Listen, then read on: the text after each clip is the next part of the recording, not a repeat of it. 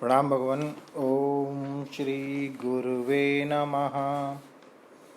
ओम अखंडानंद बोधाय शिष्य संताप हारिणे सच्चिदानंद रूपाय रामाय गुरुवे नमः। ओम शांति शांति शांति। ओम। भगवान श्री रमण महर्षि जी से बातचीत। और भक्त का प्रश्न था कि एक छंद में कहा गया है कि प्रारंभ में जिन शास्त्रों का इतना गहन अध्ययन किया जाता है, अंततः ये उपयोगी नहीं रहते। किस अवस्था में वे वृथा हो जाते हैं? महर्षि जी समाधान कर रहे हैं कि जब उनका सार ग्रहण कर लिया जाए, शास्त्रों का उपयोग यह है कि वे उच्चतर सत्ता आत्मा के अस्तित्व का तथा उसे प्राप्त करने का मार्ग प्रकट कर दें। उनका सार केवल इतना ही है। जब यह आत्मसात हो जाए तब शेष वृथा है, किंतु शास्त्र बहुत बड़े ग्रंथ हैं तथा साधक के विकास के अनुकूल अंशतः उपयोगी हैं। ज्यों-ज्यों साधक विकास को प्राप्त होता है, पूर्व में उपयोग किए गए अंशों को आरोहण कर ली गई सीढ़ियों के समान पाता है तथा इस प्रकार चढ़ी जा चुकी सीढ़ियाँ पूर्ण सफलता की स्थिति तक क्रमानुसार पूर्व पक्ष बनकर रह जाती हैं। लक्ष्य प्राप्ति के उपरांत केवल वही रह जाता है, शेष सब वृथा हो जाता है। इस प्रकार शास्त्र वृथा हो जाते हैं। हम कितना अधिक पढ़ते हैं, क्या उस सब को जो हमने पढ़ा है हम स्मरण रख पाते हैं? पर क्या हम उसके सारांश को भूल जाते हैं?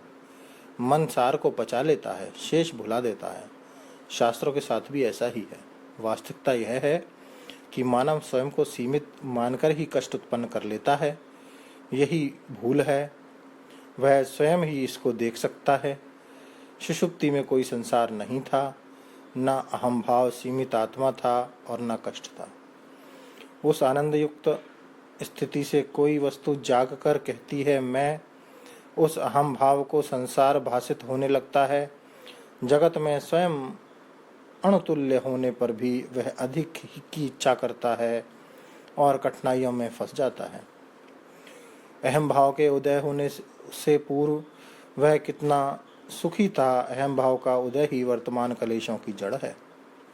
यदि वह अहम भाव की मूल की खोज कर ले तो वह उस अवस्था में पहुंच जाएगा जहां असीम आनंद है और निद्राहीन निद्रा। आत्मा सदैव वहीं रहती है तथा अभी और यहीं है। इससे अधिक कुछ भी प्राप्त नहीं करना है, क्योंकि हमने भूल से अपने को सीमित बना लिया है। हमें उससे परे जाना है, उस सीमा को पार कर जाना है। यह स्थिति उन 10 मूर्खों जैसी है जिन्होंने नदी तो पार कर लिया तथा दूसरे तट पर पहुंचने के बाद गिनने पर स्वयं को न ही पाया। अज्ञात दशम व्यक्ति के खो जाने से वे चिंतित तथा दुखी हो गए। समीप से गुजरते अन्य यात्री ने उनके दुख का कारण उन्हें गिनकर पूरे 10 पाया, किंतु उनमें से प्रत्येक ने स्वयं को छोड़कर बाकी सबको गिन लिया था। यात्री ने क्रमशः प्रत्येक को एक एक मुक्का मारा और उनसे मुक्कों की गिनती करने को कहा।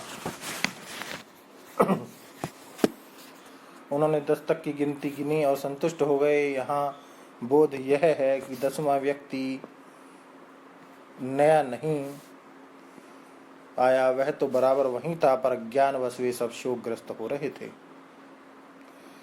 एक और कथा है। एक स्त्री ने अपने गले में हार पहन रखा था, किंतु उसे भूल गई। वह उसे तलाश करने लगी और पूछताछ करने लगी।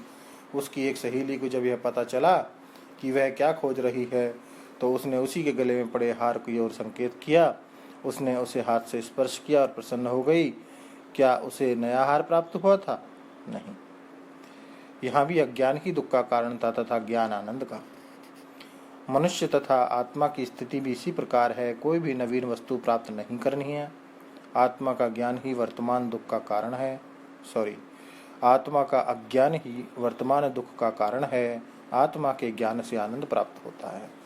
इसके अतिरिक्त यदि किसी नवीन वस्तु की प्राप्ति होती हो तो पूर्व में उसका अभाव माना जाएगा। जो वस्तु पूर्व में नहीं थी वह पुनः नष्ट हो जाती है। इस प्रकार मोक्ष स्थायी नहीं होगा। मोक्ष स्थायी है क्योंकि आत्मा यही है, अभी है तथा नित्य है। इस प्रकार मनुष्य का प्रयास अज्ञान के निवारणार्थ है। ज्ञान उदित होता प्रतीत होता, यद्यपि वह स्वाभाविक तथा सनातन ही है। आगंतुक ने विदा होते समय महर्षि को प्रणाम किया तथा कहा, ऐसा कथन है कि सिंह के मुख में प्रविष्ट हुए शिकार हमेशा के लिए ठिकाने लग जाता है। वक्ता का अभिप्राय मैं कौन हूँ कि एक छंद से था, जिसमें कहा गया है कि गुरु की कृपा दृष्टि पाने के उपरांत शिष्य कभी भी पुनः संसार में नहीं फंसेगा, जैसा कि सिंह के जबड़े में पड़ा निश्चय ही कभी भी नहीं बच सकता। अब श्री भगवान को किसी की मृत्यु की सूचना दी गई और महर्षि ने कहा, ठीक हुआ, वास्तव में मृत व्यक्ति ही सुखी है। वे इस कष्टकारक शरीर से छुटकारा पा जाते हैं। मृतक शोक नहीं करता। पीछे रहने वाले लोग मृत व्यक्ति के लिए शोक करते हैं। क्या मनुष्य निद्रा से भय खाता है? इसके विपरीत निद्रा की आकांक्षा की जाती है और जागने पर प्रत्येक व्यक्ति कहता है कि वह आनंद से सोया था। गहन निद्रा के लिए सभी सैया तैयार करते हैं। निद्रा अल्पकालीन मृत्यु है, मृत्यु दीर्घ निद्रा है। यदि जीवित अवस्था में ही मनुष्य की मृत्यु हो जाती है तो उसे दूसरों की मृत्यु पर दुख नहीं करना चाहिए।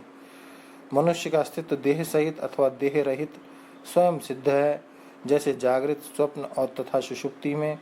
तब फिर कोई शारीरिक बंधनों को बनाए रखने का मोह क्यों करे? मनुष्य अमर्त्य आत्मा को खोज ले, फिर वह देह त्याग कर भी अमर व आनंद मुक्त रहे।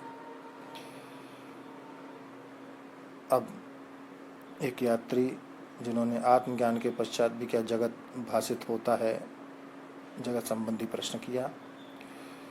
13 जुलाई 1935 की वार्ता के आधार पर इस वार्ता को आगे बढ़ाएंगे भगवान अगले सत्संग में। ओम शांति ही शांति ही शांति। प्रणाम भगवान।